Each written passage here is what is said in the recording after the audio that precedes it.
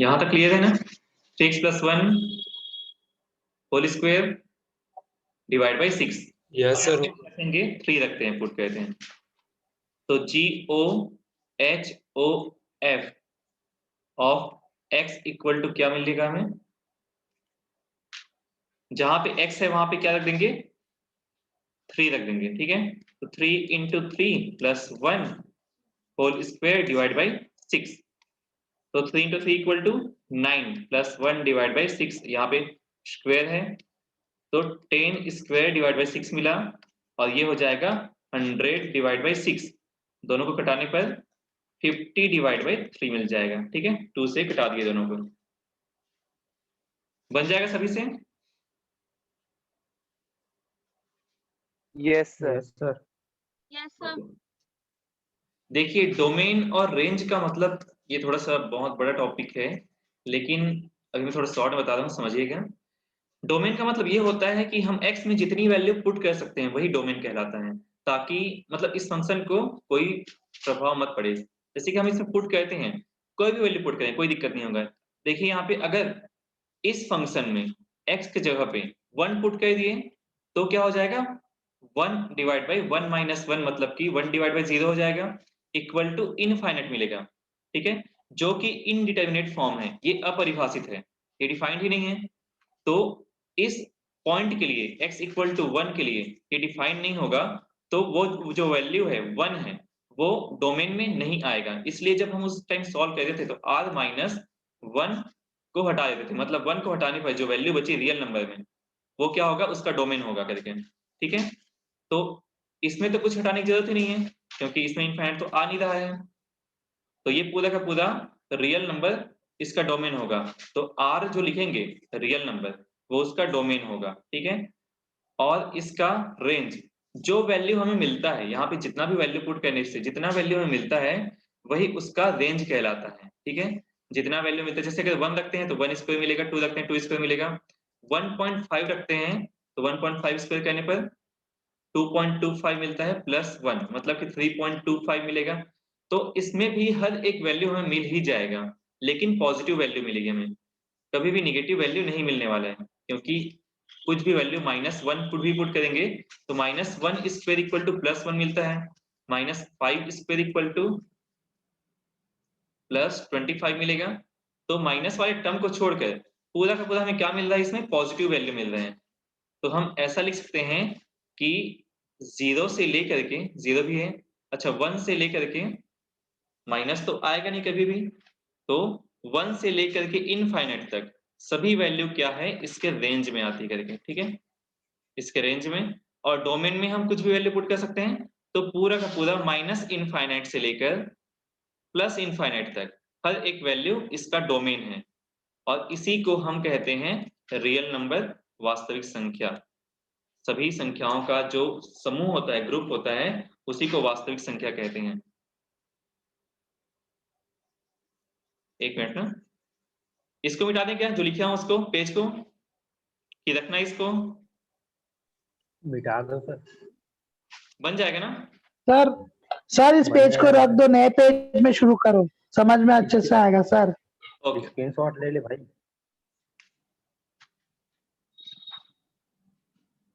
हाँ स्क्रीनशॉट भी ले सकते हो इसको। तो क्या है, पेज पलटने में थोड़ा सा फिर वापस आना पड़ता है बार बार। देखिए इसका डोमेन और रेंज निकालना है। जैसे कि मैं कोई एग्जांपल देता हूं आपको, f(x) इक्वल टू अगर है हमारे पास में कोई फंक्शन, जैसे कि 1/x-1 और x-2 दिया हुआ है। अगर 1 रखते हैं तब भी नीचे 0 आ जाएगा, क्योंकि 1 - 1 = 0, और 2 रखते हैं तब भी डिनोमिनेटर में 0 आ जाएगा। तो जब भी 1/0 मिलता है तो वो इनफाइनाइट दे देता है, और ऐसा कुछ नंबर नहीं होता है, इसलिए ये इनडिटर्मिनेट फॉर्म में होता है, अपरिभाषित होता है। ये दोनों जो नंबर है 1 और 2 दोनों डोमेन में नहीं आएंगे, ठीक है, इसको हम नहीं ले सकते, ये अपरिभाषित है। तो रियल नंबर से उसको माइनस कर देते हैं, हटा देते हैं। और यहाँ पे फंक्शन क्या डिफाइन है? x-1 या फिर 1 - x है। अगर यहाँ पे 1 रखते हैं तो वो डोमेन में नहीं आएगा, तो 1 को छोड़कर इसका डोमेन क्या हो जाएगा? रियल नंबर -1 हो जाएगा, ठीक है। डोमेन इसका बताता हूँ, इसमें देखिए रूट के अंदर माइनस नहीं आना चाहिए, ये रहता है रूट के अंदर अगर माइनस आ गया तो वो भी रियल नंबर के लिए अपरिभाषित रहता है। तो इसमें माइनस कब आएगा? जब y square minus a square की वैल्यू नेगेटिव मिल जाए। अगर इसकी पूरी value y square minus a square की वैल्यू अगर माइनस में मिल जाए, मतलब कि लेस देन 0, लेस देन 0 ही माइनस होता है, 0 से कम हो गया मतलब वो माइनस में चले जाएगा। जैसे 0, ये -1, -2, राइट साइड में +1, +2। अगर 0 से छोटा हो गया तो वो माइनस में चले जाएगा। तो हमें 0 से बड़ा वैल्यू लेना है, सभी को 0 से बड़ा, मतलब कि ग्रेटर देन और इक्वल टू 0। अगर 0 होता है यहाँ पे वैल्यू तब भी चलेगा, डोमेन के लिए 0 भी होगा तब भी चलेगा, 0 रख सकते हैं, लेकिन 0 से छोटा नहीं रख सकते, और 0 से बड़ा होगा तब भी चलेगा, कोई प्रॉब्लम नहीं होगा। तो y स्क्वायर इक्वल टू क्या हो जाएगा? a को साइड चेंज कर दिया, राइट साइड आ गया, तो a स्क्वायर आ गया, y square minus y square greater than और इक्वल टू a स्क्वायर। अब इसमें स्क्वायर रूट लगाते हैं, क्या मिलेगा? y ग्रेटर देन और equal two plus minus a, ठीक है। तो हम इसमें ऐसा वैल्यू पुट कर सकते हैं जो -a और a के बीच में रहे। अब a क्या है? a आपके पास कोई भी वैल्यू हो सकता है, अगर 1 रखते हैं तो -1 और 1 के बीच में रहना चाहिए, ठीक है। इसके लिए थोड़ा-सा मैं आपको और डिटेल बताऊंगा लास्ट में, अभी थोड़ा बहुत टाइम लग जाएगा इसके लिए, ठीक है। अभी इसको स्किप करते हैं, ये बहुत छोटा सा टॉपिक है, इस टॉपिक में बहुत छोटा सा दिया हुआ है, बाकी इसको अगर एक्सप्लेन करें तो बहुत बड़ा हो जाएगा, ठीक है।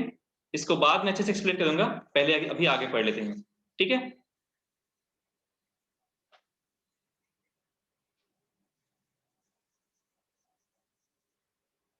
बाकी जो डोमेन बताया हूं वही है, रेंज वही है। बस इतना याद रखना, डोमेन के लिए जितना वैल्यू हम पुट कर सकते हैं वही उसका डोमेन है, और जितना वैल्यू हमें मिलता है इसमें पुट करने के बाद में वो हमारा रेंज होता है करके, ठीक है। आगे में थोड़ा सा टाइम कितना बचा हुआ है? 2 मिनट बचा हुआ है। 2 मिनट में मैं नया टॉपिक स्टार्ट कर लेता हूं, उसको पढ़ लेते हैं, ठीक है।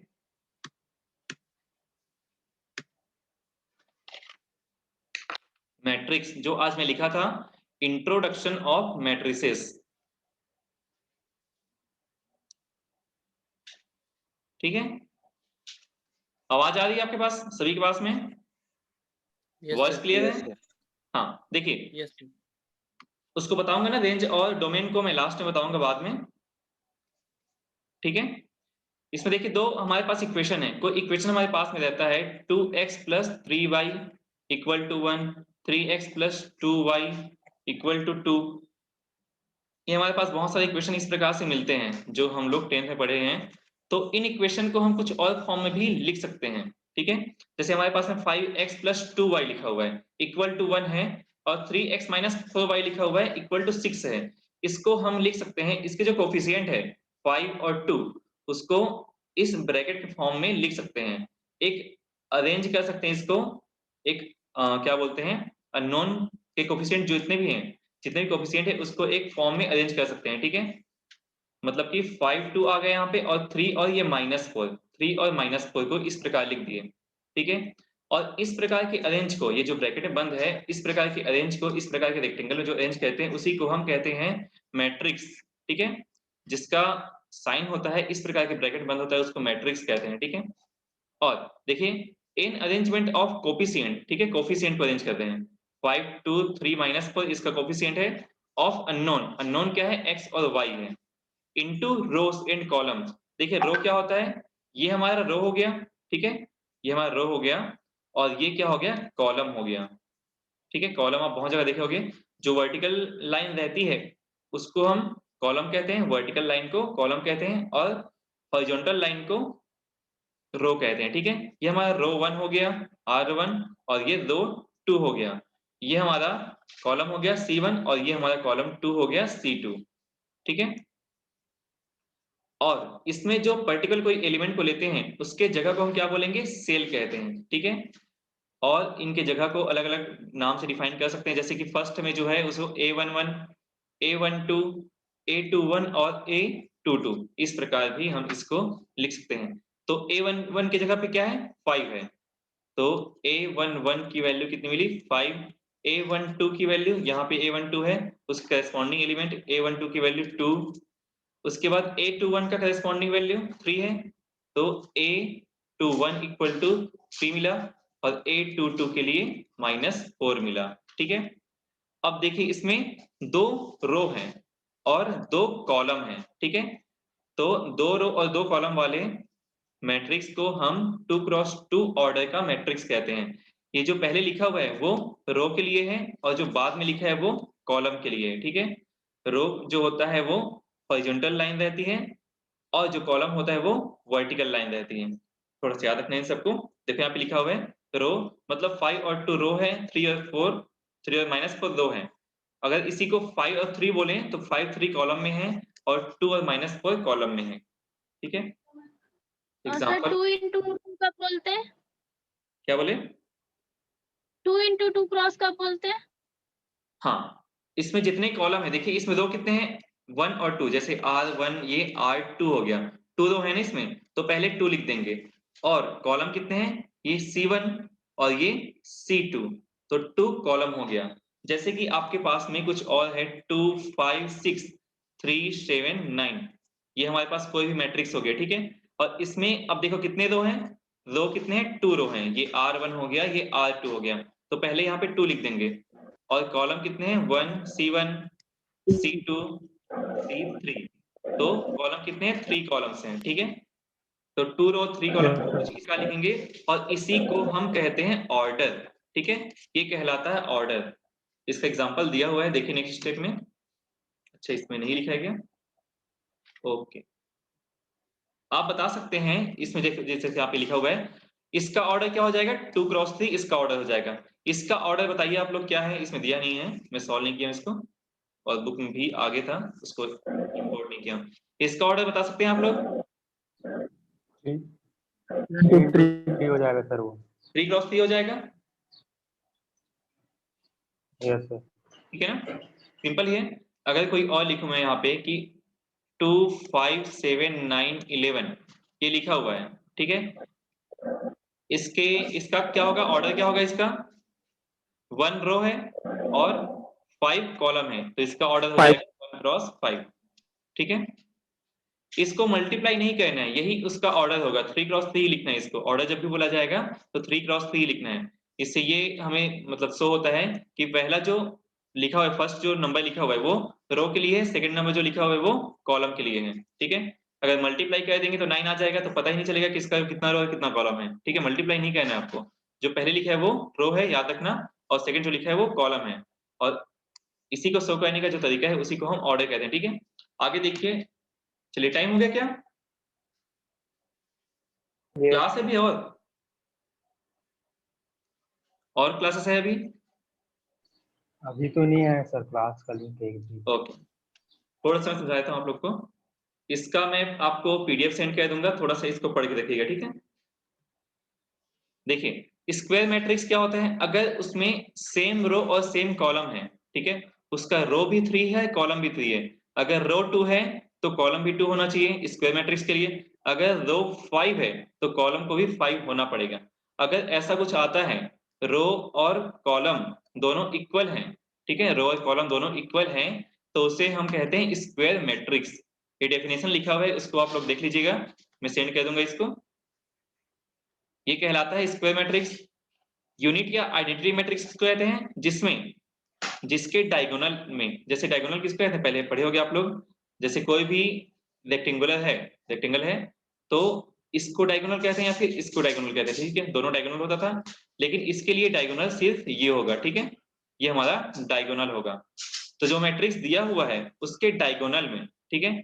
स्क्वायर मैट्रिक्स कहीं पे दिया हुआ है उसके डायगोनल में केवल एलिमेंट जो है 1 1 1 हो, तो बाकी जितनी भी एंट्रीज हैं अगर वो 0 होती है तो उस मैट्रिक्स को हम आइडेंटिटी मैट्रिक्स या फिर यूनिट मैट्रिक्स कहते हैं।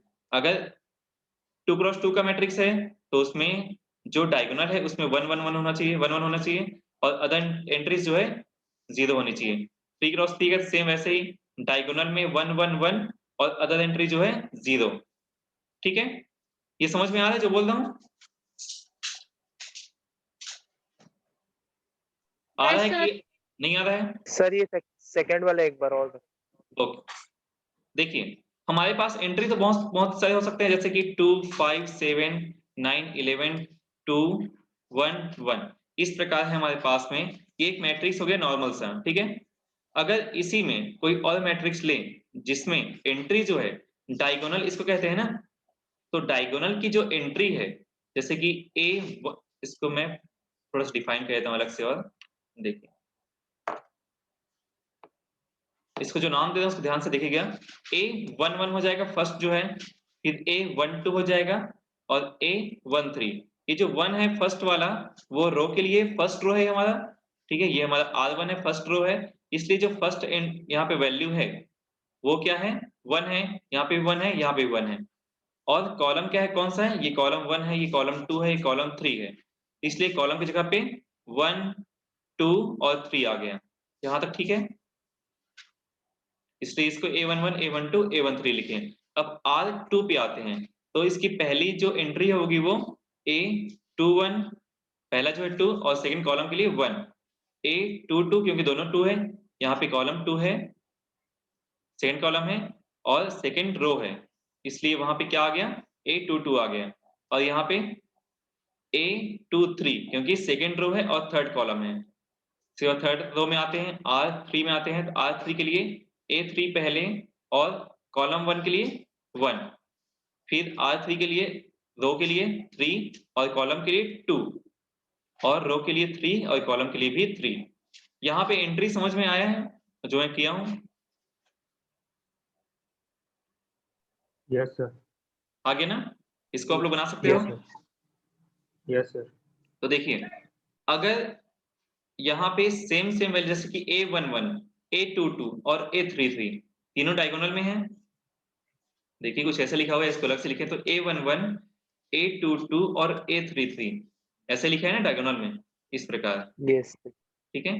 अगर इसकी एंट्री जो है 1 रहेगी, ठीक है, यहाँ पे 1 आ गया डायगोनल की एंट्री, यहाँ पे 1, ये आपको दिया रहेगा ना, सॉल्व नहीं करना है इसको पहले, ये 1 और जितनी बाकी एंट्री है A12 A13 A23 बाकी सभी 0 हो, ठीक है, यहाँ पे भी नीचे से ही पूरा का पूरा एंट्री 0 हो और सिर्फ डायगोनल में 1 हो, तो ऐसा जो मैट्रिक्स मिलेगा वो क्या कहलाएगा, आइडेंटिटी मैट्रिक्स कहलाएगा।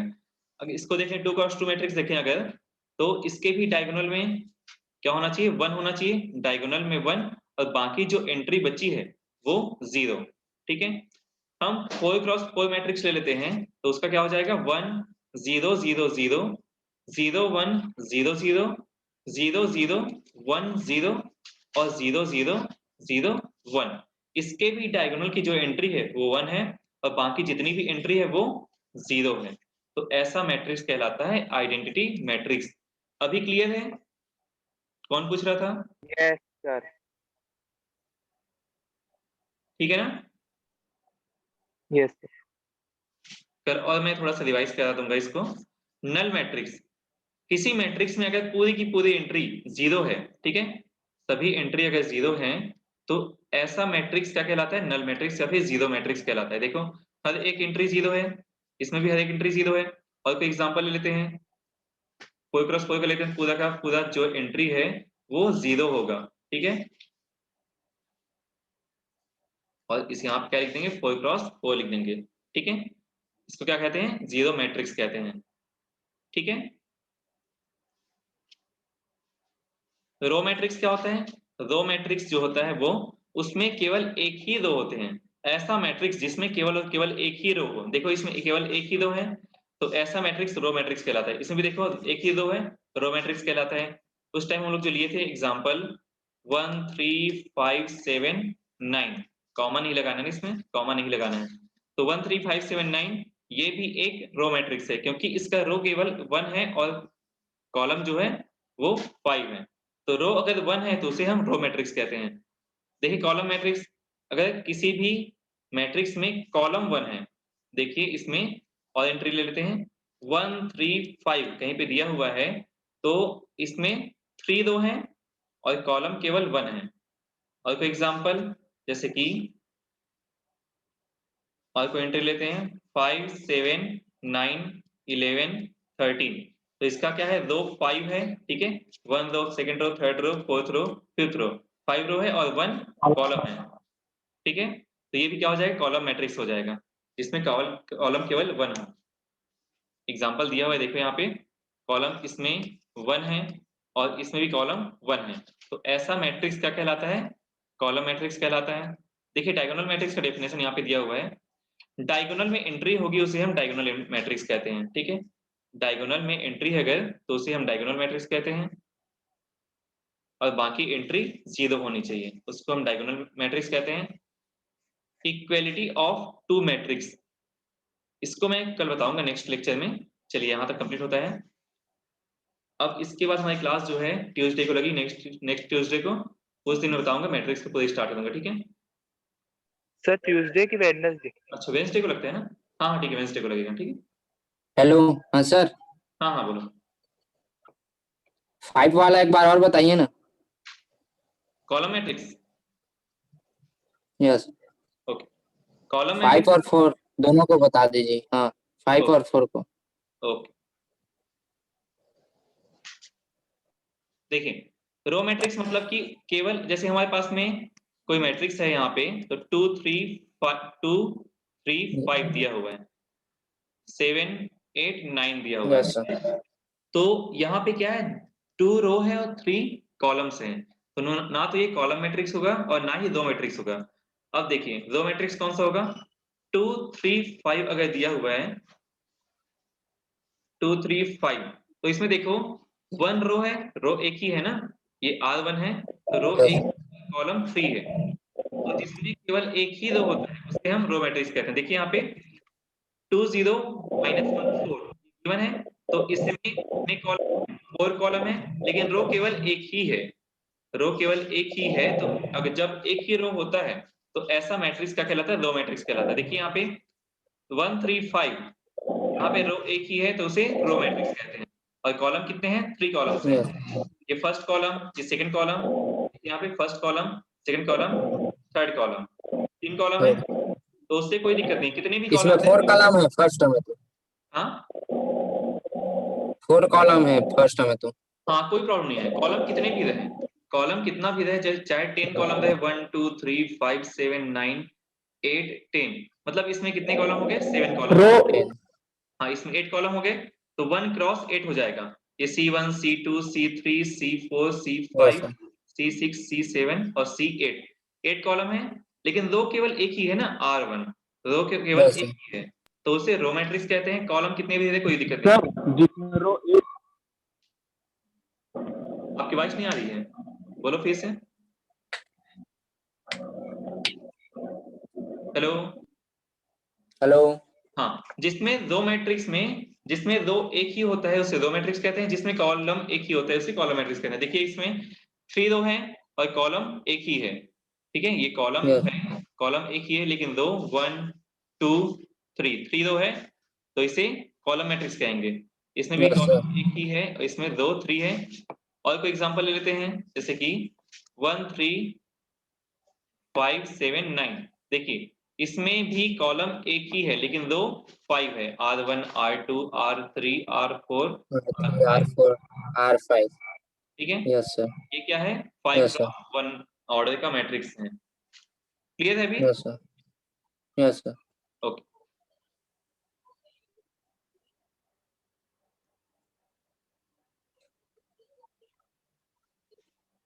चलिए फिर मिलते हैं नेक्स्ट इसको लेक्चर में। उसमें डाल देना सर, ग्रुप में। हाँ ग्रुप में डाल देता हूँ इसको मैं, Yes, sir. ठीक है। चलिए thank you so Okay, much sir. To all. Thank you, sir. आप एंड कर रहा हूँ ना, थैंक यू। Okay, sir.